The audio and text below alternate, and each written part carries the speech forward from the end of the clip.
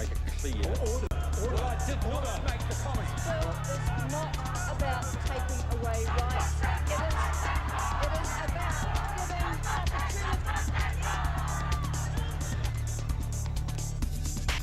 Good, ladies and gentlemen, good evening and welcome to Citizen A, where we wrap the week's current affairs with the best political team on television from a very Auckland perspective. Warning, we're as fair and balanced as Fox News. Joining me tonight are my revolving panel of bloggers and Auckland opinion shapers. Here's a former Green Party MP, well-known social justice activist and political commentator, Keith Locke. And she is from New Zealand's largest feminist blog, The Hand Mirror, commentator and blogger, Julie Ferry. Welcome to you both. Coming up tonight, issue 1. Is the government's watered-down alcohol reform bill a missed opportunity for New Zealand? Issue 2. Are Business New Zealand's views on parental leave sexist? And issue 3. Labour Day was this week. Do New Zealand workers have anything to celebrate? Plus, we'll end the show on a final word, but let's kick things off tonight with issue 1. 3,000 submissions in the public over the Law Commission's review of alcohol has all been watered down to a pathetic nothing that the government will pass effectively for the booze industry. Missed opportunity or epic fail? Julie, if National were honest with this, they would have made it a conscious vote for their MPs rather than a whipped vote. Have National let the country down on alcohol? I think they have totally let us down. I think we've had really clear community wishes to have community control of alcohol supply. My community, Mount Roskill, was one of the last in the country to go to go wet. And we've got huge issues there, particularly around off licences. And the community keeps saying again and again, we want a say in this. And the local alcohol plans, which I hope do come through in this legislation, we're going to have to wait 16, 17 months to actually get them into effect, which means we're just going to continue to see a proliferation of off licences which have really harmful consequences in our community. Is this bill for the booze industry? It certainly feels that way, because what we end up debating time and time again is the purchase age, and it means that we miss having a decent conversation and making real change around advertising and marketing, around sponsorship deals. You know, we don't look at alcohol the way we look at pokies or tobacco, and I think we should. Do you think one of the real problems here has been that we've seen alcohol as just another product, rather than it's a prohibited product for a very good reason, and here are a list of those reasons? Do we just see it as just another product now? Yeah, I think there's an attitude that if you're critical of our drinking culture, it's because you're a wowser. I mean, I'm a wowser and I embrace that label. Yes. I don't drink. But I have friends who do, and I'm really aware that you can drink responsibly, just as actually you can gamble responsibly. But we're quite happy to have conversations about the harm of problem gambling. But when we have conversations about problem drinking, it's always down to the individual. We don't focus on the supply, which we do with pokies and with tobacco. And you know, I think we do have a responsibility to actually resolve this issue. Why aren't National allowing the MPs to vote on their conscience for this one? I mean, it's being whipped for a reason, isn't it? They've got a vested interest in going one way with the answer on this, haven't they? I have to say, I think that there's a lot of political interest, not necessarily just with National, on not being too radical on this issue and not challenging the booze industry. And I think that's really sad. It's not democratic. Keith, this isn't a youth drinking problem, it's an adult drinking problem. Booze liberalisation, allowing alcohol 24/7 access and to be sold as loss-leading products through supermarkets, has been a social failure. When are we going to get serious about alcohol in this country? Yeah, well, I think there are established interests that promote the whole liquor industry, and you can see it in our major sports. We got Steinlager being promoted by New Zealand Rugby as official sponsor. With the Warriors, it's Lion Red, and really, this bill could have included restrictions on advertising because we've got to sort of go the other way and deal with the binge culture. I don't think necessarily that regulation is the solution, because in some ways our booze culture is a reaction to over-regulation, if you go back to 6 o'clock closing and whatnot. But, you know, Saturday night was your one night where you could escape a fairly constrained society and get plastered and all the rest of it. And you've got to deal with that.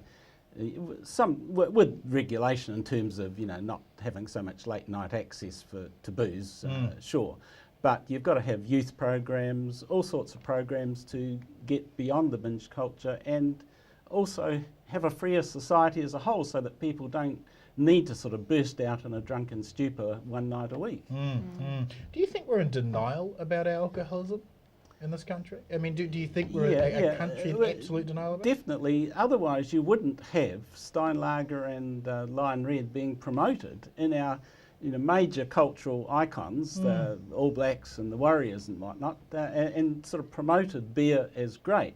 Sure, there's nothing wrong with beer and wine in moderation, but I do make that point that over-regulation is not necessarily the way to go, because I've just been to Europe and there you can go out and have a picnic in a park and drink a bit of wine.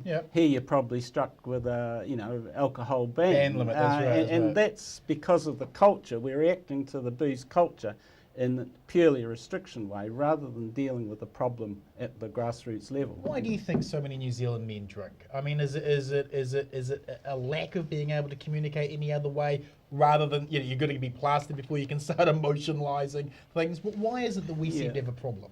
I think it is. It's a constricted society where people don't feel they can socialise properly without being tanked. That's right. And we've got to get past that. I think we probably are gradually getting there, but there's still a big problem in the big cities in particular. Julie, recently advertising standards have been lowered for alcohol marketing by removing the clause that adverts can't be overtly sexist. Beyond selling more booze, does the marketing hurt society by endorsing sexism? Definitely. Anything that endorses sexism harms society. Yeah. I'm a feminist blogger, of course I'm going to say that. Yeah. But I think what I find particularly insidious about a lot of the sexism and the alcohol advertising is how it encourages people to think about the way that I interact with the opposite sex is to be plastered, as Keith's pointed out, that's going to help me in my interactions. My experience is that when people are plastered, they actually get worse at communicating, clearly, not better.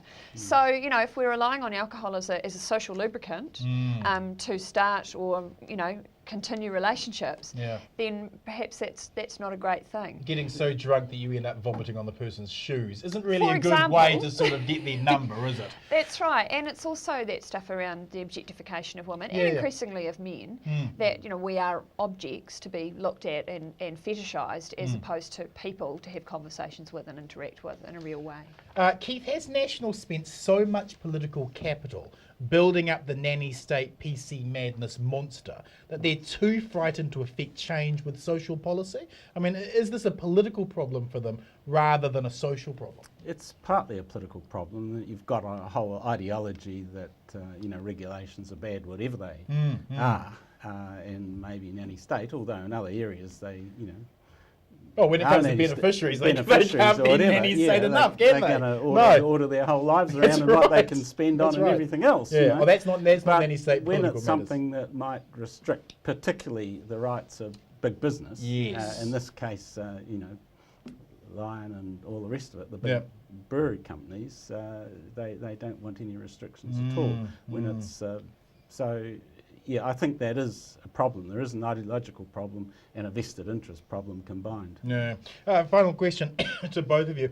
What two things would you do to deal with our alcoholism in New Zealand? I think I would look very closely at the sponsorship arrangements. I think that there are quite often sponsorship arrangements with breweries and also with individual pubs which encourage a culture of drinking amongst a particular sports club or sports teams. And I know we've got a particular problem with that in our community with one on licence that has fights, that people get stabbed outside, that kind of stuff. And it's because it's evolved around a culture of sponsorship that's so closely linked to alcohol and incidentally in that case to pokies. That it's having a really big impact on the particular teams and communities that are associated with that sponsorship deal. Second thing? I think the other thing I would do is put a watershed on the advertising and put it later or perhaps get rid of advertising altogether. Because it's all about glamorising alcohol and actually, if you drink you don't suddenly look like Brad Pitt. Yeah. Sorry. Two things you would change right now? Just restrict late night availability of alcohol, because a lot of it's going back and getting a refill dozen at 11, 12 o'clock at night. And also one of the good amendments in the Parliament right now is reducing the alcohol content of alcopops to a maximum 5%. Yes, that would be good.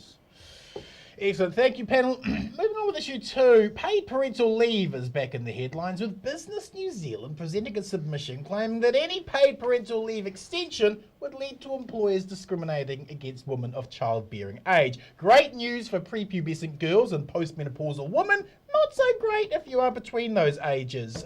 Keith, don't employers just need to suck this up and take it on the chin? If women aren't able to continue any meaningful career path because childbirth keeps removing them from the workforce, aren't we simply chaining them to a kitchen? Yes, it's amazing, particularly after the Alistair Thompson episode where he had to resign and there's all the public opprobrium for him for what he said, you know, about periods and all the rest of it. Sick problems. Yes. After that, you know, for them to keep going down that track of saying that women are at a disadvantage and it'll be, they'll suffer if they go off and have babies, etc., is completely missing. It's sexist and it's completely missing the point of child rearing in our society and what a wonderful thing it is, and how men and women should both participate as much as possible equally. Julie, a New Zealand woman sick of being second-class citizens in their own country, by not extending and protecting paid parental leave, aren't we diminishing women's ability to be autonomous in their own society? Definitely, and if you look overseas, you know, we have now been overtaken by Australia in quite a short period of time. In 2011, they brought in their first lot of paid parental leave, and they're already ahead of us. They have 18 weeks. So, you know, there's plenty of other countries where they have it and the sky has not fallen in. Also, the whole idea that our human capital depreciates as women after we've had children. That was the term they used, wasn't it? I mean, since I've had children, after I returned to work after a 9 months break from my first child, I was promoted. Right. So I don't know that my human capital has depreciated, and frankly, if any employer organisation told me that, I'd be pretty cheesed off. Yeah, you would be. And the whole concept of paid parental leave is that it can be the man or the woman. Sure, absolutely, absolutely. If the man takes a section of this parental leave, as in Scandinavian countries, they have a very long period, and they often do take it to look after the young kid. Is the male capital depreciating? I'm not sure that the males in Business New Zealand would say that. Who is supposed to, Keith, create the next generation of workers and citizens if we don't take a progressive view on paid parental leave? I mean, where does Business New Zealand expect these people to come from? Magic Land? Perhaps, I don't know. It just seems absurd that they should even think that way, particularly, you know, given we've had, you know, 30, 40 years of a modern feminist movement and all the advances that's produced. And now people are still back in the dark ages saying that somehow women are disadvantaged. I don't wish to be sexist, but does it sound a bit like a bunch of old men, Business New Zealand? Does it? Because this seems like a very weird view. Well, there's still a deep problem in the business community, which is reflected in the number of women on boards, chief executives, etc. So are we just hearing completely dinosaurs? Disproportionate. And I think the two are related. The fact that companies are finding it very difficult with their ideology, their male ideology, to promote women into boards and to executive positions is, I think, partly a result of that attitude that somehow women are inferior and go off and have babies and, you know, lose their... So inconvenient. So inconvenient. So inconvenient, so inconvenient. Julie, isn't 6 months stingy? Shouldn't mum or dad at least have the first year with their little baby? Well, 6 months would be an improvement. Yes. Yeah. Yes. I think most people who are supporting 6 months are in agreement that we want to get to a year, and that this is a step on that pathway.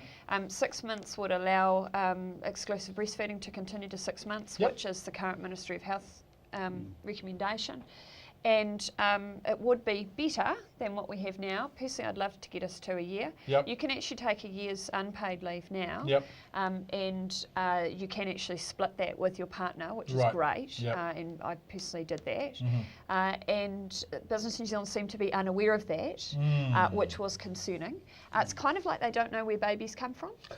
It's sort of a little bit how it felt. It does, and I heard Sue Moroney saying that apparently Business New Zealand's members actually supported paid parental leave, but it was their executive committee who Really? decided to submit against it. So I wonder if there's a little bit of something going in there behind the scenes. When I tried to look up their submission this morning on their website, it wasn't there, their submission for this particular bill, but all their other submissions were. So I'm not sure quite what's going on there and whether they're actually in line with their members. Question to both of you on this. We'll go a little bit of sort of left field on this one. Do you think if there had been much more women in the boardrooms of those executive corporations when they were gambling the world's economies down the drain with all of their ridiculous financial structures in 2007, do you think if there'd been more women in those rooms, in those boardrooms, as a counterweight to that testosterone-driven sort of male get out there and make the money, that they wouldn't have actually got into those sorts of situations? I mean, if we have a woman on the board, will we see a more holistic approach to business? Your thoughts? I'm not necessarily sure of that. Take your point about, testosterone-driven sort of, I can beat the next person, a strong competitive ethic, and women historically a bit more cooperative, so perhaps that wouldn't be so much of a factor. Plus, I think the women that actually do make it through to boards now tend to be aware of sexism as well, because they've had to fight a lot of battles to get through the glass ceiling. Absolutely. And so they may take a different stance once they get there, a more progressive stance than men. Do you think they would have been making as risky a decision if you'd had half the board with women sitting there going, you want to spend the money on what now? Well, there is a bit of research to suggest that there might have been a different approach had there been more women involved in leadership positions in financial institutions. There's been a particular finance company in Iceland which was set up in a way that there were a lot of women involved in it, and they took quite a different approach over the last few years and have come out significantly better off. Right. There's also, I went to a talk that Eileen Fegan was giving in Dunedin about the way that a lot of the global financial crisis stuff has been rooted in institutions that have been quite sexist and have had very old-fashioned ideas, not just about women, but also about men. And the idea that men have to be competitive and winner-take-all and, that kind of approach.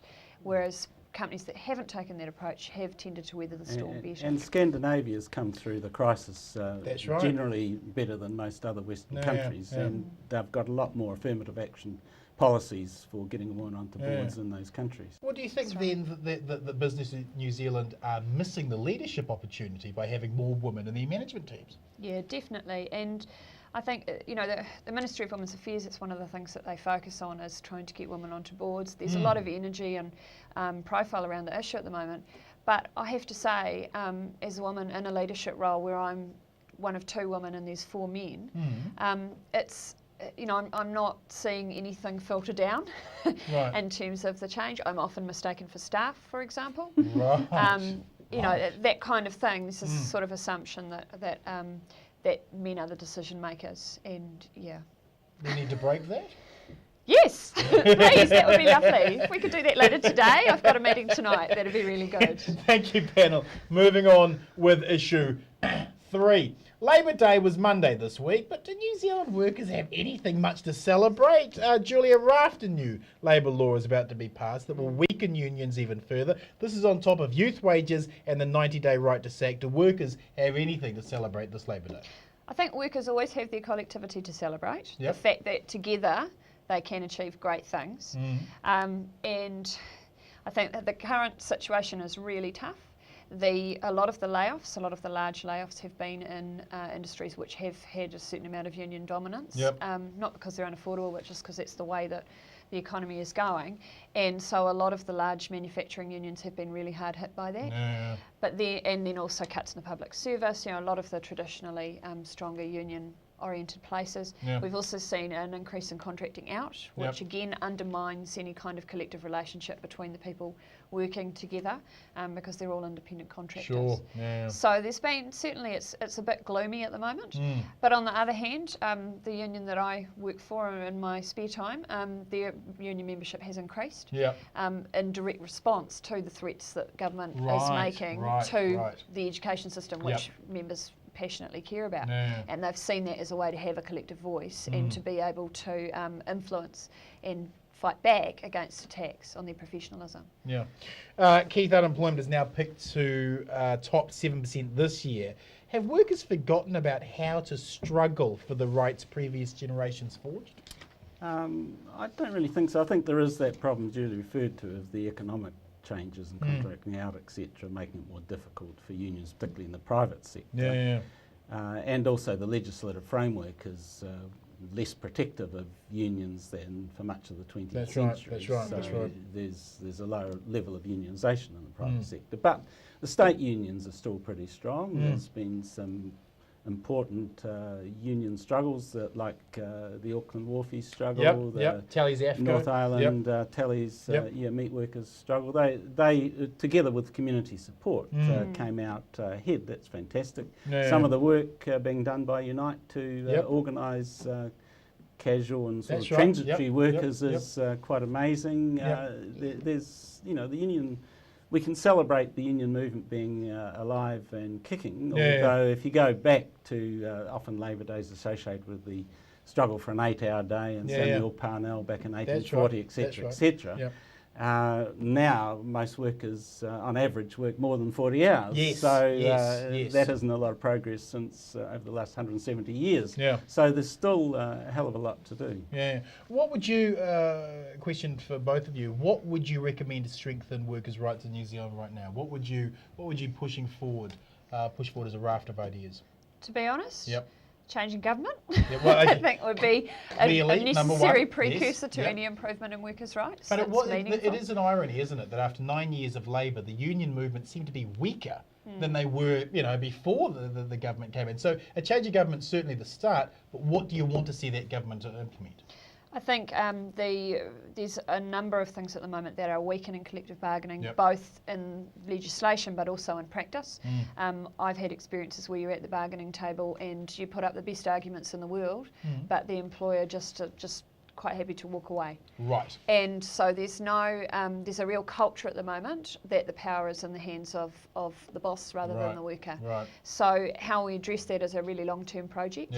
Unions have to be involved in that, but there's a whole lot of other civic institutions that are about giving people voice and giving them power. Because I think one of the big problems we face, we sort of think that people are apathetic. They're not apathetic. They understand that they're powerless. Right. And why bother if you're not going to make any difference? It's not an apathy of not caring, it's an apathy of kind of protecting yourself because you don't have the power. Sure. And so it's all of that stuff about giving people more voice and say in their community, right from their neighbourhood right up to Parliament, I think. It's a long-term social democracy project. What do we need to do here? I mean, we seem to have a good faith bargaining process that's more faith than good. Yes, it's been continually undermined, particularly by some of the National Party legislation, and there needs to be legislation that keeps the employer at the table, allows unions to initiate bargaining, have multi-employer agreements, all of that, the sort of collective bargaining, in fact, we used to have at one point. And also more rights for unionists, like the legislation that undermined the right of union access to the workplace. Yes. That needs to be changed around again so that if there's any trouble at all in the workplace, any union official and the union concerned can walk in and deal with it and not have to go through all this procedure of getting the boss's permission. It's interesting, isn't it, when you have unions at their weakest, inequality climbs, and we have our highest inequality on record right now. I mean, if we're going to turn that around, we've got to give unions more power? Yep, give unions more power and chief executives less power, particularly over their salaries, which are the obvious sign of the inequality where you have chief executives on $600,000 a year and workers on $20,000 or $30,000. Obscene.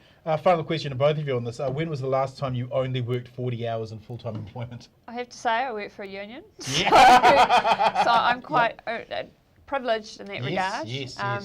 And I've worked for unions for the last 7 years, so I'd say most of that time I've kept under, or at, and pretty good arrangements also around time off and low and things like that. But I want everyone to be able to have that. It's not fair that people have to work sometimes 2 or 3 jobs in order to survive. That's not actually a fair share. No. And you brought up the point, Keith, of chief executive salaries. They're just out of control.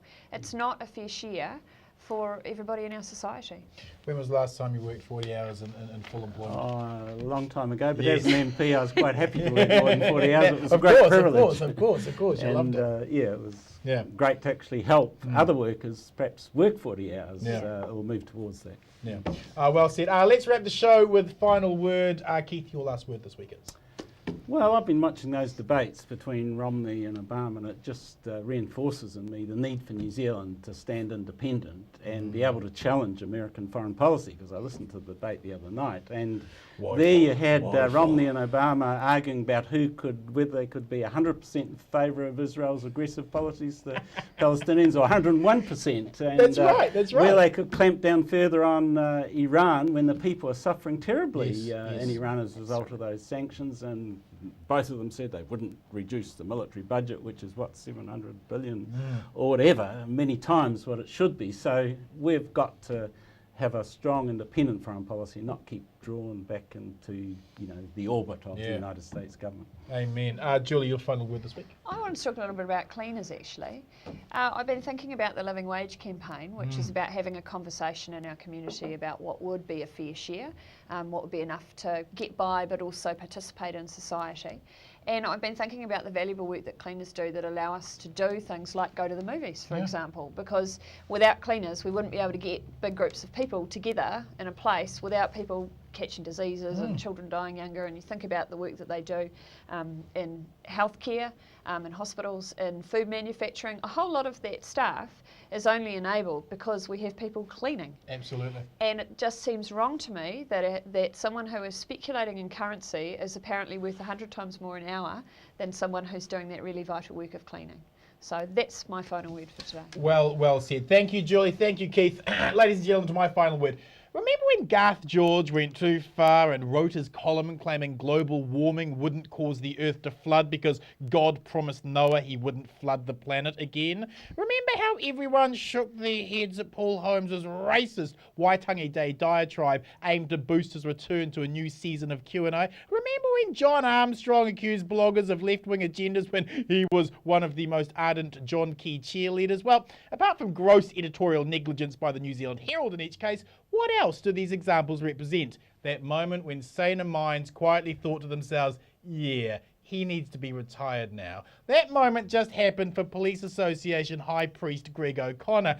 Days after claiming holding the police to account for their sadomasochistic pack rapes of the 1980s was a ritual humiliation for police, he has managed to top sexist pig with potentially corrupt pig. O'Connor's defence of the police over the Red Devils case is an audacity too far. The police purposely manipulated the court and committed crimes to trick a conviction so that their undercover agent could forge a credible criminal identity is an absolute atrocity to everything one expects from a police force in a democracy, and the judge's blistering criticism has seen the entire case thrown out.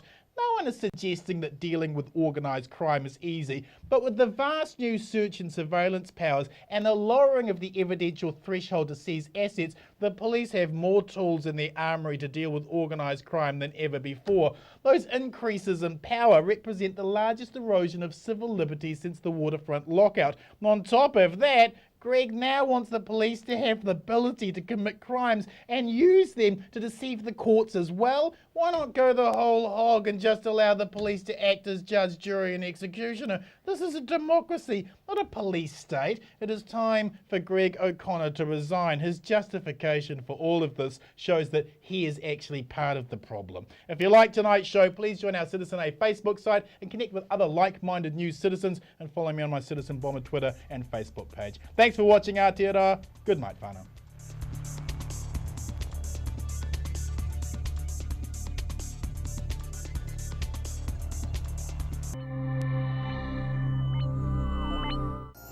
Supporting local